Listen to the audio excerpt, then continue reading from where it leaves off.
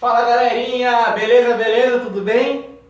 Para quem não me conhece, meu nome é Rafael Ferreira, muitos de vocês do grupo já me conhecem, né? Eu gostaria de agradecer a todo o apoio do grupo que tem me dado aí nas minhas publicações, nas minhas postagens aí, né? Nos vídeos. Pô galera, muito obrigado, tá? Fico muito agradecido por todo o carinho de vocês aí do grupo, valeu? Vocês moram aqui. Galera, o assunto de hoje vai ser diferencial térmico de evaporadores na área de refrigeração comercial. Hoje estou aqui para falar sobre os ΔT utilizado em evaporadores de refrigeração comercial, também aplicado em condensadores na área de refrigeração comercial. Antes de mais nada, eu quero dizer que isso não é a particularidade da refrigeração comercial. Esse ΔT é existente também em condicionadores de ar. Porém, essas informações encontramos mais fáceis em catálogos de refrigeração comercial. É bem comum você encontrar isso em refrigeração comercial. Em condicionadores de ar fica um pouco mais difícil, tá? Então, para qualquer dimensionamento de evaporadores ou condensadores, né, lá no catálogo está existente esse ΔT, tá? Após esse vídeo eu vou criar uma publicação onde vamos comentar um pouco mais, né, trocar algumas experiências com o pessoal sobre esses ΔT que o pessoal utiliza na área de refrigeração comercial, beleza?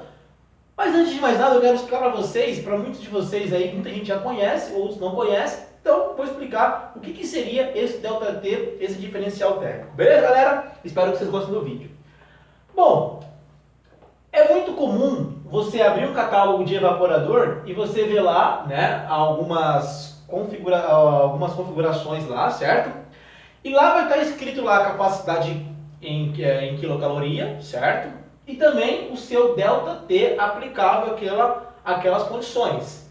Então, o ΔT é o padrão de todos os catálogos que nós vimos até hoje aí, o padrãozinho, é de 6K, tá? Então é muito comum você abrir esse catálogo e ele está marcando 6K. Então o que seria esse 6K? É o diferencial, tá, entre a minha temperatura de evaporação e a temperatura de set point dentro da câmera, tá? A temperatura que trabalho dentro da minha câmera fria. Ou seja, é o diferencial entre a temperatura de evaporação e a temperatura que vai trabalhar dentro da minha câmera fria, ok? Isso que seria o meu ΔT. Rafael, eu não entendi, eu quero que você me explique. Beleza, eu vou explicar para você isso em prática, que talvez fique melhor. Vou fazer uma simulação aqui na prática, beleza?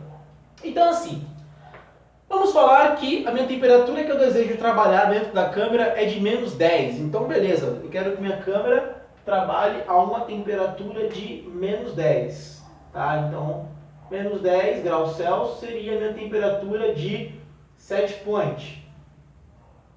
Trabalhando com um ΔT de 6K, qual que seria a minha temperatura de evaporação? 5 segundos para vocês pensarem.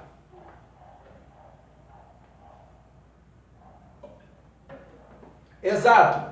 Quem aí imaginou que a minha temperatura de evaporação, quem pensou aí que a temperatura de evaporação, quem respondeu para mim que é de 16 graus Celsius, está correto. Por quê? A minha temperatura de evaporação, tá? Menos 16 graus.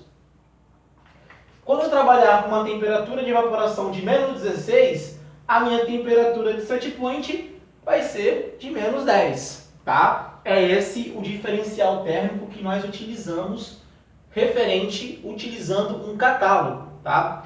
Eu sei que tem muita gente, muitos projetistas aí, muitos fabricantes, né, que estão falando, pô, Rafael, olha, né, é muito complicado, dependendo do fabricante e tal, tudo mais. A gente sabe muito bem disso, né? Por isso desse vídeo, por isso dessa próxima publicação que eu vou falar para vocês, né? Que a gente vai abrir uma postagem sobre isso, para falar justamente sobre esses deltas de catálogo, mas, né, confiando na informação que o fabricante nos passa de 6K, eu estou falando para vocês que o diferencial da temperatura de evaporação e da minha temperatura ambiente é de 6 graus. Sendo assim, se eu quero gelar esse ambiente, se eu quero que esse ambiente fique a menos 10, No meu evaporador, a temperatura de evaporação tem que ser 6 graus mais baixa, tá? Por quê? Ele que vai retirar o calor desse ambiente, é ele que vai gelar esse ambiente. Se ele vai gelar esse ambiente, ele tem que ser 6 graus mais gelado do que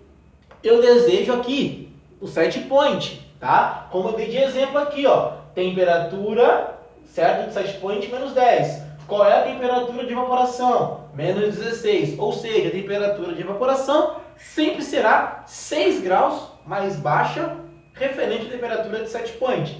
Lógico que utilizando a informação de catálogo de 6K, beleza? Então vamos lá. Rafael, utiliza outro exemplo aí pra gente pegar legal. Tudo bem, não tem problema, vamos utilizar outro exemplo. Então vamos falar que a minha temperatura de set point ela alterou. Minha temperatura de set point ela foi para menos 18. Se ela foi para menos 18, qual que seria a minha temperatura de evaporação? Vamos lá. Sempre lembrando que, utilizando um ΔT de 6K, qual que seria a minha temperatura de evaporação? Vamos lá. 6 graus mais baixo, então vamos lá. Menos 19, menos 20, menos 21, menos 22, menos 23, menos 24. Então, minha temperatura de evaporação teria que ser menos 24 graus Celsius, beleza? Um abraço para o meu amigo Zé Cavalo. Falou 24, lembrei do Zé Cavalo. Mas tranquilo. Voltando lá. Então, essas informações, né, nós obtemos no catálogo do fabricante do evaporador. Certo, galera? Existem alguns projetos, né, é necessário que a gente faça uma correção desse catálogo. Por que uma correção uma correção desse ΔT? Por que uma correção do ΔT? Porque esse ΔT está totalmente ligado e relacionado à umidade da minha câmera fria, beleza?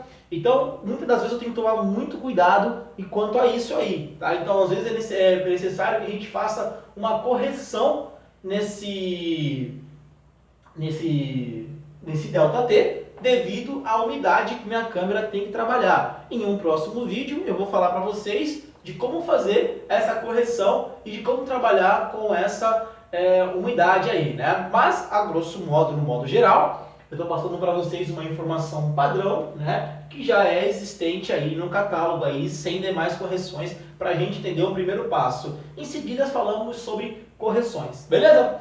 Então vamos lá. Se eu quero atingir menos 18 na minha câmera, a minha temperatura de evaporação tem que trabalhar com menos 24 graus Celsius. Beleza? Rafael, mas tá. Eu já sei então que no catálogo do fabricante está determinado qual é o meu ΔT. Beleza? Tranquilo.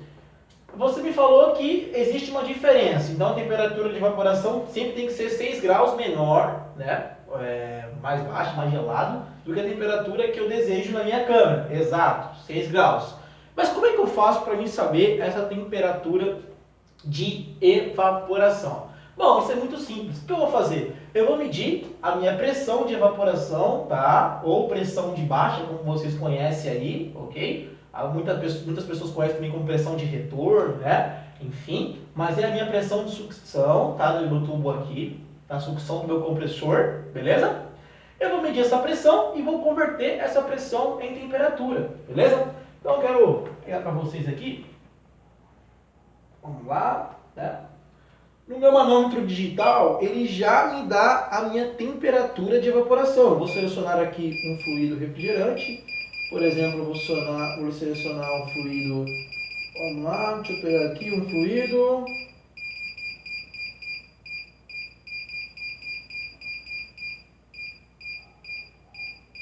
Beleza, R22. Então o R22 já me dá a minha temperatura de vapor saturado, tá? Deixa eu acender a luz aqui. Então já me dá a temperatura de vapor saturado, que nem aqui está marcando menos 41,0, porque ele está marcando uma pressão de 0 psig. Então a essa pressão, a minha temperatura de vapor saturado, também ali como a gente conhece temperatura de evaporação, daria 41,0, beleza? Então, no meu manômetro digital, ele já me dá essa informação, tá? Tanto de evaporação quanto temperatura de condensação. Vapor saturado e líquido saturado. Eu tenho essas duas informações aqui, beleza? Ele converte a minha pressão, tá, em temperatura. Automaticamente ele faz isso sozinho, sem eu precisar fazer nada, beleza? Então, o manômetro da Field Peace, o SMAN 460, né? Os 360 também faz, na verdade, acho que toda a linha deles faz essa configuração, né? Eles já te dão essa conversão. Então, já é possível eu fazer essa conversão, né? Automaticamente ele já faz tudo isso sem eu precisar fazer nada, beleza? Ah, Rafael, mas eu não tenho manômetro digital, eu sou, como é que o pessoal fala? Eu sou raiz, né? Eu tenho um manômetro analógico, não tem problema, galera, não tem problema nenhum. O manômetro analógico, o que eu posso fazer? Eu posso pegar a minha pressão, tá? Posso pegar a minha pressão e converter essa pressão em temperatura através de uma régua de refrigeração. Então eu pego a minha pressão, ok? E vou fazer a conversão através de uma régua, tá? Uma régua de pressão, temperatura, ok? Então eu posso fazer também através dessa régua, ou então até mesmo por um aplicativo no celular. Eu posso pegar a pressão e converter ela em aplicativo no celular. Então não é necessário aí, né? Ah, não, só o manômetro digital te dá isso? Não. O manômetro analógico também há a possibilidade de fazer essa leitura através do manômetro analógico. Beleza, galera? Então tá, pra galera depois não falar, ah, pô, sou raiz, não tem Nutella, isso, aquilo, outro, né? Não, tem pra todo mundo, tem mercado pra todo mundo, né? Isso não vai diferenciar ninguém. Beleza? Bom, então, já falei pra vocês sobre o diferencial térmico, certo?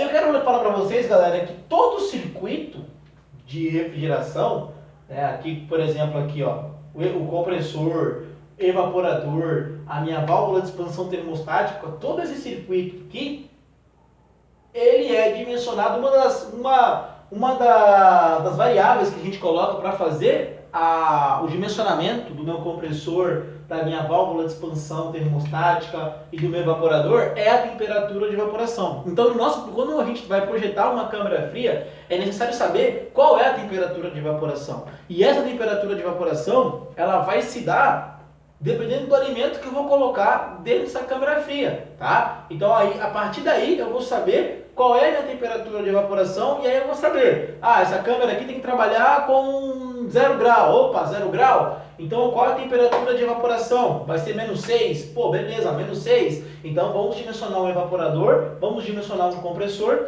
uma válvula de expansão termostática, que trabalhe com temperatura de evaporação de menos 6 graus, beleza? Vale lembrar que hoje existem diversos dispositivos que conseguem controlar a minha temperatura de evaporação para que ela não suba bastante, né? Para proteger principalmente quem o compressor. Para a temperatura de evaporação às vezes sobe muito, sai fora do envelope do compressor e saindo fora do seu envelope eu posso ter problemas de queima do compressor. Então, que válvulas são essas? Bom, existem alguns nomes comerciais dessa válvula, né? Mas são válvulas que vão controlar a temperatura de evaporação de um circuito de refrigeração comercial, beleza? Essas válvulas já existem no mercado, né? Tem válvula de expansão termostática que já tem essa função para não deixar a temperatura de evaporação aumentar muito, beleza? Então é isso, eu acho que basicamente eu queria falar para vocês bem rápido, né? Agora eu vou criar um debate aí, logo em seguida no grupo, tá? Esse debate eu vou falar um pouco mais sobre deltas T de evaporadores, ok? Então, só para lembrar que essa diferença está relacionada à diferença de temperatura de evaporação e diferença de temperatura de set point. Então, qual que seria a diferença entre a minha temperatura de evaporação e a minha temperatura de set point na refrigeração comercial, beleza? Lembrando que a informação padrão de catálogo é de 6K, tá? E aí, outro exemplinho para vocês aqui, né? Outro exemplinho bem básico para vocês. Então vamos falar que minha temperatura de set point da minha câmera tem que ser de menos, vamos lá, menos 20. Quero que minha câmera trabalhe com menos 20 graus Celsius. Qual que seria a temperatura de evaporação? Menos 20? Então, temperatura de evaporação menos 26. Então essa câmera tem que trabalhar com uma temperatura de evaporação de menos 26. Então vamos lá, Rafael. Faz um exemplo pra gente aí. Menos 26 no R22, tá? Vamos falar que o fluido seria o R22. Qual seria mais ou menos a pressão de trabalho dessa câmara fria? Vamos lá. Vou até fazer pela reguinha para vocês verem aqui, ó. Então, eu vou pegar o fluido refrigerante R22 e vou colocar a uma temperatura de evaporação de menos 26. Então, vamos lá, menos 20, né? Menos 20, menos 25, menos 26. Então, isso me daria em pressão, em PSI, vamos lá, PSIG, e daria uma pressão de 10, vamos colocar aqui, ó, aproximadamente, me daria uma pressão de, vamos lá, 14 PSIG. Isso é aproximadamente, tá, galera? Porque aqui na régua você não tem uma precisão, tá próximo de 15 aqui, tá? Tá um pouco antes de 15, então acredita-se que nessa escala aqui me daria uma pressão de 14 PSIG. No aplicativo no celular, né, eu consigo ter uma precisão melhor. Então vejamos, se eu quero atingir menos 26 nessa câmera fria, o que vai acontecer? Se eu quero menos 26, tá, de temperatura de evaporação, tá, para que isso eu tenha menos 20 de set point, a minha pressão de trabalho vai ser aproximadamente 14 PSIG. Uma informação muito importante, né? Porque a galera às vezes está migrando da área de equipamentos que trabalham com altas pressões, como condicionadores de ar, né? Pressões aí bem altas, bem superior à pressão de uma câmara fria, tá? Isso não quer dizer, não tem nada a ver que a quantidade de fluido será menor, tá? Muito pelo contrário, às vezes uma câmara fria dessa vai bem mais, às vezes vai bem mais fluido aí do que um equipamento aí de, sei lá, 5TR, por exemplo, tá? Isso aí é muito diferente, galera. Vocês veem essa pressão aqui e falam, 14 PSIG é bem pouquinho. Qualquer cardinha de fluido lá dá pra colocar, não é bem assim, tá? Essa pressão não está relacionada à quantidade de fluido que está colocando no sistema, não, porque tá? Às vezes para atingir esses 14 PSIG, o circuito é bem maior, o volume é bem maior, né? Tanque de líquido, condensador maior, evaporador maior, tubulação, então tenha cuidado enquanto a isso, tá? Mas eu quero falar para vocês que é o seguinte, se eu quero menos 26 de temperatura de evaporação, para me atingir menos 26, eu tenho que submeter o meu fluido refrigerante a trabalhar com uma pressão de 14 PSIG. Beleza, galerinha? Deixa eu só ver o vídeo aqui, como é que tá. Beleza. Porque depois os caras ficam reclamando que o vídeo está muito longo. O vídeo está muito longo, Rafael. Deixa eu só ver aqui. Beleza. Então, galerinha, é isso. Espero que vocês tenham gostado desse vídeo. Espero que ajude vocês aí no dia a dia de vocês, tá? Um abraço para todos os meus amigos aí do Grupo Refrigeração. Tamo junto, tá? E até o próximo vídeo aí. Beleza? Valeu, galera. Até mais. E ó, o debate aí, tá? Vai rolar um debatezinho aí sobre esses diferenciais térmicos aí. Eu gostaria que todos vocês aí participassem aí, contassem aí conto com o comentário de vocês aí, sem treta, galera. É isso aí. Muito obrigado, até o próximo vídeo. Valeu!